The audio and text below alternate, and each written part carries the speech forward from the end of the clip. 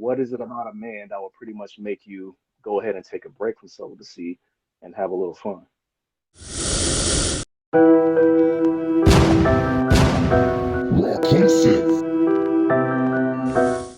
I really think it depends on why that person is abstinent in the first place. So like I said before, some people, if it's more of like a self-love journey, they might have an unhealthy tie to sex. So I feel like that's where I was with a lot of cases. For me, sex was about feeling close to someone because I wasn't getting that type of intimacy that I wanted with trying to pursue relationships. It was like the situationships that you mentioned.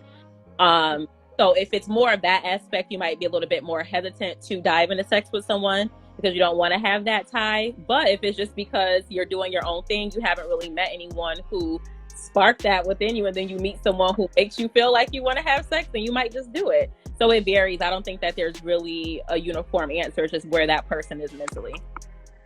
Oh, okay. And no, I'm glad you brought that up because although women do look at the physical too, Mm-hmm. but the wrong thing could come out our mouths and y'all just be like, see? Oh, make you dry up. You don't want to do anything anymore. Now, obviously, when I check the gram, you're in the fitness, right? Are you like a personal trainer? I'm not a trainer, no. Okay, but so you're just into fitness, right? You're Yes. just into being in shape and everything. Okay, but let's just say that you have like this fitness business, you have this fitness empire, and yeah, I gotta throw after what I saw on Fresh and Fit, I do have to throw the question, to you. Are you willing to pretty much just give up your entrepreneurship, that 50 plus hours of working, for yourself, to be a family woman? You can make adjustments. I personally can't say that I would 100% throw away my entire career, but definitely would make needed adjustments. Just like if you're dating someone who's super busy, you expect them to make adjustments to have time for you. I think it goes both ways. Third party should have to completely give up what they're doing. Unless you guys are at a point where you're a really stable marriage, that person's finances can carry you guys over for a brief period of time. So like, let's say someone wanted to go back to school or whatever. So you carry up the legwork while they do that. Like it's alternating, but permanently, I don't think I could do it.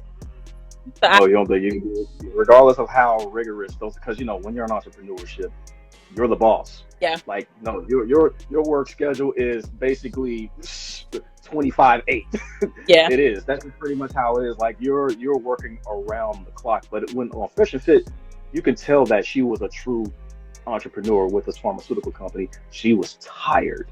Like, yeah, she has people that can do things under her, but she's still the head. You can tell that she's tired. That's why she was like, "Yes, I would give it up. I would give it up gladly to be a housewife." And all the black girls were on there were like, "What? Really? For some nigga, you would do that shit?" It baffled their damn minds, where they were just like, "Oh God, no." Going back to like you said, the quality time part. hmm Quality time is tough. Like for instance, I don't know if you're like pretty much out there dating and everything right now, but you shoot content, hmm and I'm sure you probably got like a day gig, yourself or whatever too, right? yes, Now, I don't want to say that you will give up content creating because nobody really wants to do that because this shit is fun. It's hard, but it's work. yeah, It's business. Right? But you still make time, quality time to kick it with somebody else, though, right? yeah. Like, how much time do you think really needs to be dedicated to a relationship, especially if you plan to like grow? We're not talking about just having sex because that's what they were talking about on the show. You could tell that was on their mind, just to drop everything for this nigga. It's like, no, no, no. See, you thinking we talking about drop everything just to go have sex? It's like, no, we're talking about drop everything to be boyfriend and girlfriend and potentially be together. How much quality time does one need to like spend if you're like that boss lady? Yeah, that's the thing though. Like, I don't think you have to drop everything for someone because you need to have a healthy balance. Like, there needs to be boundaries in a relationship. I don't believe in your life 100% overlapping with someone else's. So you should still have your set of friends. They have their friends. You can still live your life separately, but you're together at the same time. Um, so how much time?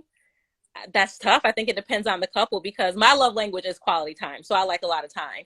If I'm dating someone who is not quality time, for example, we have to come up with a middle ground for something that works for the both of us. So it's not uniform, but at the very least, I think contact should be made every day. You can prioritize either FaceTime or whatever the case may be, planning dates Mm. throughout the week. Like that time can still be made, but it doesn't have to be consistent 24 hours out of the day on top of each other. That's a little bit too much. Actually, just caught somebody's comment. They said I wouldn't advise anybody to drop everything for a boyfriend, which I agree. But how do we get to? But I mean, if that's a boyfriend girlfriend, obviously you're in a committed relationship, Hmm. which means that it's probably going to end up segueing into marriage. Is there a reason why we have such a boyfriend girlfriend mentality and we're not even there for the marriage mentality yet? Like, why are we so comfortable with boyfriend and girlfriend? Are we afraid of marriage? I think that people just feel like the viewpoint on marriage is that it's not as desirable. I think when a lot of people think about our grandparents and previous generations where they stayed together for a long time, they were together because they didn't have a choice but to be together. Like women didn't have a lot of rights, things like that. And so I think that with this newfound freedom and feminism and things like that, a lot of people just embrace having their own individual life while still having some of the perks of being with someone, but not feeling like they have to be engulfed in another person in the form of marriage. Actually, that was a good question. Somebody asked, like, how do you transition to husband? It's Yeah. all a mentality. It's truly a mentality. You got to be a man first, and then husband is just the title that you slap on. Man, responsibility. Husband, responsible for the whole entire family, but you have to have the will to like want to do that shit. Trust me, this is like work. And on top of all that, you're a role model. You have kids. Anything that goes down is basically your fault. I'll leave it at that. Now I want to go ahead and transition into another area. Men's preference. Black men, we get hammered for what we prefer. Mm-hmm. We always pretty much have to adhere to what's the little Marilyn Monroe motto? If you can't accept my worst, you don't deserve my best. Yeah, yeah, yeah.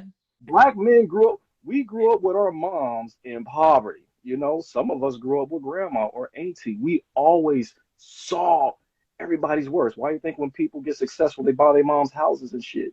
So Mm-hmm. when it gets into the dating, when it comes into like dating and everything, we literally have some people out there that's like, well, if you can't handle this, nah, nah, nah, in your opinion, is it fair that men get flack on and no, I'm not talking about the because I know people are going to refer to the whole, Kevin Samuels rate, I don't care about that rating system, dress size and all that shit, you know what I mean? Everybody has a physical attraction and it's very subjective. It's Mm-hmm. very, very subjective. But why, in your opinion, well, actually, do you think it's fair that a man should be shamed because he has a preference now? It depends on what type of preference you're talking about now. Now, I think that things related to like weight or height, I can't really blame someone for that because I have my own preferences related to weight or height. Now, when you start hearing things like you prefer a certain skin tone or a certain race because of qualities you assume that these people have, then for me, that's problematic. And it would be problematic if a woman did it too. But no, I mean, I don't think there's anything wrong with having preferences. I think the people who get offended by it are offended because they don't meet what that person's type is, unfortunately. So, Yeah, because as men, we kind of been height shamed and financial shamed. We've been color shamed too. We've been through a lot. We've been body shamed as kids, mm-hmm. like junior high, everything and everything. You had your actually high school. We'll start with high school. You have your jocks, and then you just have your classmates. The jocks got all the love. Why? Because they're the ones in the weight room getting ready for football season. They're the ones getting ready for basketball season. They're in shape. But some of us are just good at chess. We don't need the weight room. And so the girls that we like are at the football games, they're at the Yeah, basketball games. And then when we try to step, get away, like you too skinny because they're used to the 150 pound, wide receiver that's actually on the team or whatever. yeah, So we've already been rejected at such a young age to the point where we grow up, we kind of feel like, damn, life just sucks. Let me go ahead and take this red pill. And I know exactly what everybody means on the little red pill content and everything. And we go through the rage because we were yeah, rejected at such a young age. mm, And same thing goes for employment. When we try to like, we always been told like, dude, cut your cornrows off. They're not gonna hire you. yeah, Cut the beard off. They're not gonna hire you. But it's funny because black women got shamed for wearing their natural hair, things like that. At work, you already got the job though. We trying to get the job. And people are telling us to cut off the dreads and then we'll be fine in the interview. And I think a lot of people like forgot about that aspect in life, but it's like, yeah, some of us dudes, hell, we've caught, we caught in hell, as little boys. But y'all kind of been hollered at since y'all was 12. Everybody came at y'all. Everybody, like some of y'all own cousins popped at you at a family reunion here and there, you know? So it's like you guys were always like, you guys attracted men like your whole entire life. But sometimes with us, it's so when we grow up and get our shit together and we have a preference, because usually, I'm about to drop a gem. We usually prefer a type of woman that was nothing like what we got teased by. Like, listen to what these men are saying. Like, they can't be overweight because we got pushed around by Rasputia back in like high school or whatever, or junior high. We got bullied by this girl, you know. I don't want nobody dark skinned. Yeah, because all the dark skinned girls was down there pretty much teasing us and shit. I don't want nobody tall. Yeah, because the tall chick kept on swatting me in basketball, pushing me around. Like, this is what those little boys, you know, I don't want to call them little boys. I'm I sorry. don't know But about this that. is what happened. Oh, you'd be amazed. Have See, this is why I wish a lot of dudes would like open up more. When Yeah. dudes open up more, you hear about this. Like when you go to panels and everything with a bunch of men, the reason why you don't know is because you're not going to watch a panel of 8 men for 3 hours. You're not going to do that. So you're not going to get to the I nitty gritty. I would, but the thing is like with the weight, that could be a piece of it, but also I mean, we can't ignore the things that are the norms in our society. People who are Yeah. slimmer tend to be more desirable in most cases, but also like within our culture, we can't deny colorism. So it's like, yeah, you might have got picked up by a dark skinned girl, but also do you also think light skin is more attractive because society is telling you that? Like that narrative is definitely pushed a lot too. So kind of going No, back no, to you're right. what you were saying, like about us being desired from a young age, my experience might be different from a dark skinned black woman who felt like her upbringing was completely different, you know? So it's like those are all different factors at play too. See, the thing about the whole weight thing, that's subjective because I'm gonna tell you this. You go down to the south. I lived in Houston, right? And you actually, you in the A. But what I noticed in Houston, a lot of the slimmer girls didn't really get much action. When you get into that slim, thick area, then I was like, yeah, like people will go more for a Beyonce type body than they would go for a Kelly Rowland type body. Yes. That's one of the things I noticed out there, and I'm from Cali, so there was nothing but Kelly Rowlands around here. So when I got down to the H, it was like, oh, wow, okay. I mean, don't get me wrong, the Beyonce body was great for me. But the thing is, I'm not that big of a guy. I'm 6 foot, like 190 pounds. So Kelly Rowland to me was suitable for me. I Mm. can do a lot with Kelly Rowland.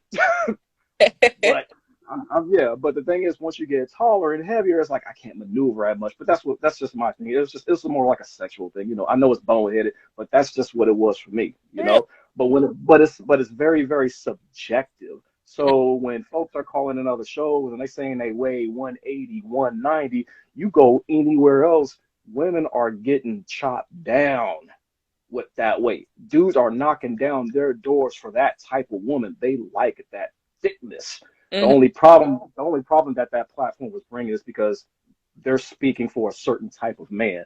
Like, the millionaire guy is not trying to chubby chase and yada, yada, yada. But Mm-hmm. that's still subjective. At the end of the day, character still wins. We could say that. But when it comes to the whole weight thing, it's like, now the colorism, that shit will never go away. Why? When I was down in Houston and I have a way more attraction, to a dark skinned woman because I grew up around dark skinned women. I had a light skinned grandma, but church and everything, you really didn't see a bunch of, light skinned sisters. You didn't. All you saw was the dark skinned usher, the dark skinned first lady, and that's all you saw, right?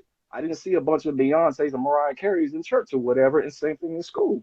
So Mm-hmm. when I got down to Houston and I tried to holler at the dark skinned girls, they wasn't giving me no action. But there was a whole lot of peanut butter cup couples down there. Dark skinned man, light skinned chick, or vice versa. There was never really two, well, I haven't seen it, two couples with the same shade. So just think, I was even told that, it's funny, I was told I was light skinned at one point, but then I wasn't light enough. And I was like, wow, this hot ass chick, this hot ass dark skinned chocolatey sister was just like, nah, you just a little bit too dark for me. Mm-hmm. And I was like, wow. I'm in my 30s at the time. I've never been told that. She said I was cute, Yeah. but I wasn't her cup of tea. So as far as the colorism goes, Yeah. is it half half on the men and the women? Yeah, I mean, I think that dark skinned black men, honestly, there's like a certain fetish that is attached to them that I've noticed. And it's not only with, so dark skinned black men, with lighter complected women, because I like darker men as well. I think that that tends to match in terms of what people like nowadays. Now, what you were mentioning with dark skinned women liking light skinned men, I hear that a lot. Some of my friends have said some of the same things. Mm. I don't really know. Like internally, I really hope it's not a matter of if you're thinking about having kids, like what your kids are going to look like. And I'm really hoping that that's not what people are, you know, subconsciously having in the back of their mind. You know But exactly what it is. You're like, I hope. Nah, you know it's true. but I think it You know could it's be. true. They But want yeah, their baby to I come think out like both ways. genuine. Yes, they do.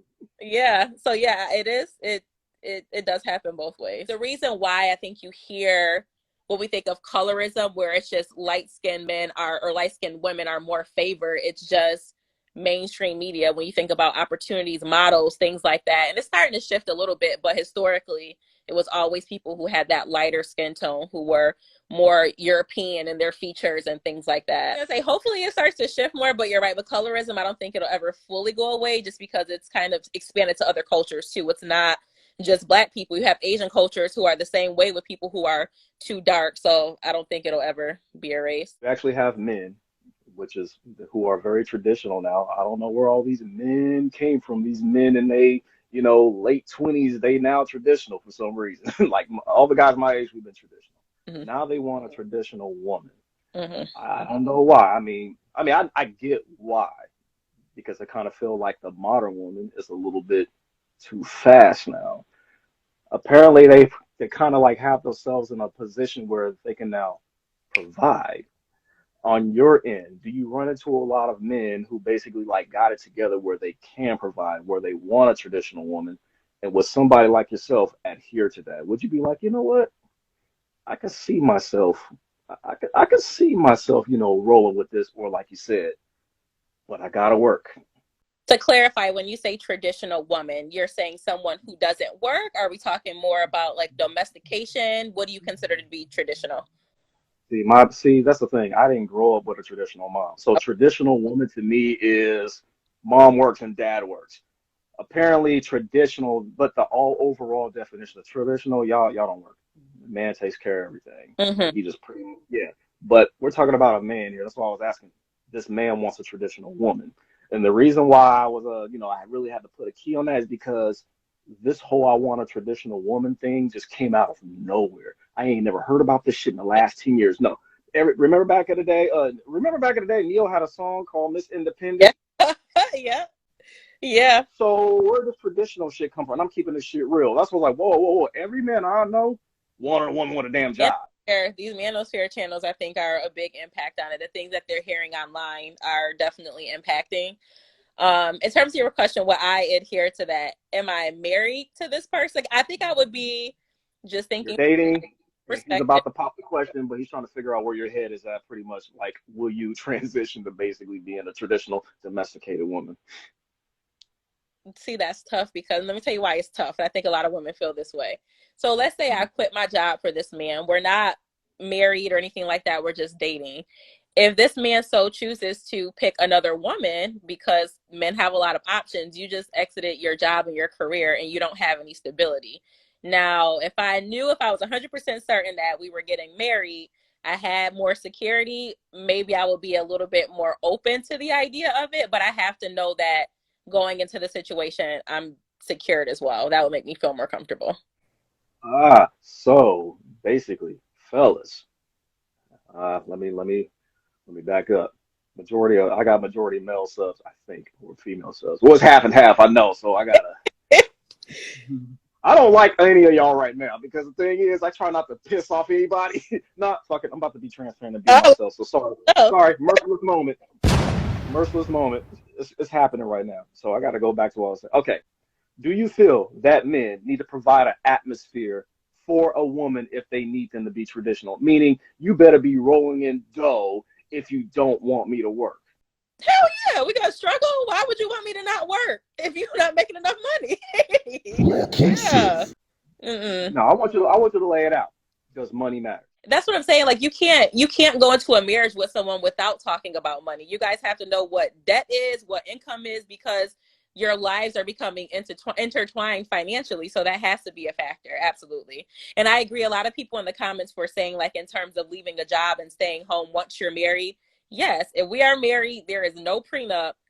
Okay, cool. Because then if we separate, I know I have something coming in from that. But if we're just boyfriend and girlfriend, I'm sorry, I wouldn't feel comfortable with that. So do you think the reason why a lot of folks are not getting married is because men possibly may not have it all together, or maybe because, secure with themselves, to pretty much offer that providership?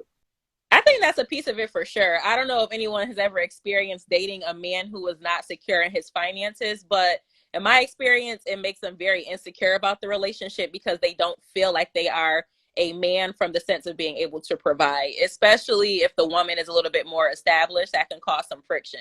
But I think that mostly it ties back to what we were talking about before. Like, we weren't raised being marriage minded. So we have each gone through our individual life journeys. We're in our late 20s, 30s, so on and so forth. And now we're trying to make dating work where we're so accustomed to being by ourselves. So even getting to the point of let's date, the large part of it is what we were talking about before with this idea of not being raised to be marriage minded, right? So you have people in their late 20s, they're in their 30s, things like that. They've been raised at this point learning how to be by themselves. So now if you're trying to enter the world of dating, you don't know how to do that. Like, we're so used to being self-sufficient, thinking about ourselves, that now when you try to do dating, even marriage, that's like so far gone. That's too much of an adjustment for us at this point. So for us, unfortunately, specifically the Black community, we have to learn how to interact with another person in the sense of a basic relationship. And that's the point that we are struggling on right now. You brought up daddy issues. Yes. May have had a play in your selection. Mm-hmm. Now, that was mostly anecdotal, so that was what was interesting. You made it like you pretty much put it on yourself. You were accountable. But I wanted to ask so you could like let the public know, since you basically admitted that to yourself, if dad was there, what difference would it have made, if he was present? Do you think dad would have been able to game you up on dating? Or are you just saying that, like, if I would have been able to see the interaction between mom and dad, the love between mom and dad, I probably would have selected better? Yes. So my father was there to clarify, but if my father was there in the capacity that he needed to be in a healthy capacity, yes, definitely would have seen that between my mom and my dad. But also, when you have an unstable parent, whether it's a mother or a father, you become accustomed to doing things on your own as a child, right? You see that you have to be independent. So it's like that over independence thing. But also you see that those people come and go. So it becomes a sense of abandonment, right? So you have those abandonment issues, and that fear definitely navigates your dating life. So for me, and I think I said this in my video, but I would do two things. One of the things is that I would subconsciously pick men who I knew were going to abandon me, which sounds backwards, but for me, it was like, I already expect this is what I'm used to. You did it. Okay. This is like a normal cycle for me. But when I came across a man who seemed like he was different, it's like, wait, this is unfamiliar. This makes me feel uncomfortable. I don't really like this. I don't know how to feel about it. And that's when you self-sabotage. So I think that it goes definitely in both directions, but it stems from that sense of abandonment.